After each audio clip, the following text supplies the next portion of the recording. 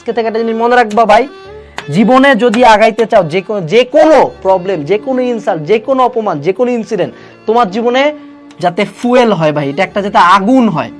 এই ফুয়েলটা, এই যে অপমানের কষ্ট বা পাস্ট খারাপ লাগার কষ্ট, যে একজন জীবনে যারা বড় বড় পর্যায়ে গেছে ওনাদের শুনবা যে পাস্ট লাইফটা খুব কষ্টের, মানুষজন স্ট্রাগল করে উপরে যায়। তোমাকে আল্লাহ স্ট্রাগল দিচ্ছে ম্যান, তোমাকে আল্লাহ অপমান দিচ্ছে। কেন দিচ্ছে? তিনি চায় তুমি উপরে যাও। তুমি কি করতেছো? অপমানে নিয়ে যাচ্ছ ট্রমাতে। এমন কেন? তোমারে আল্লাহ চাচ্ছে যে বাবা তোরে কষ্ট দিচ্ছে, তুই কষ্ট থেকে তুই আগুনের মধ্যে পুরবি, লোহার মারে মারে শক্ত হবি, তুই হবি শক্ত, তোরে জীবনে কেউ ফালাইতে পারবে না, তুই হবি মানে পুরা বট গাছের মতো, যে না কাটা পর্যন্ত পড়বো না, এরকম শক্ত।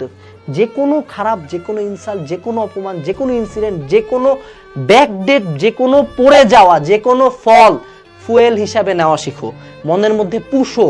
ওই সবাইরে ক্ষমা করে দিলাম, হ্যান ত্যান, মনের শান্তি আসল, এইসব বালছাল না।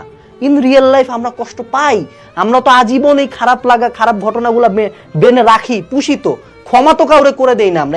আমরা কি কনসা এত ভালো ভাই? তুমি আমি কেউই তো এত ভালো না। যদি আমরা খারাপ, যদি আমরা ওই জিনিসটা বহনই করবো, why not in a positive way? Why not in a positive way? যে না ঠিক আছে, নাম্বার কম পাইছি, তুই আমার কাটায় কইছিলি নট নেবে পায় না, বইটা চান্স পায়, তোরে ফোন দিছে, মামা কি অবস্থা, কোথায় চান্স হলো? কোথাও তো চান্স হয় নাই তোর। এরকম না কেন? ফুয়েল হিসেবে নাও। প্রতিশোধ পরায়ণ হওয়াটা দুনিয়াতে খুব খারাপ বলে সবাই। আসল দুনিয়ায় কি প্রতিশোধ পরায়ণ ছাড়া কি টিকা যায়?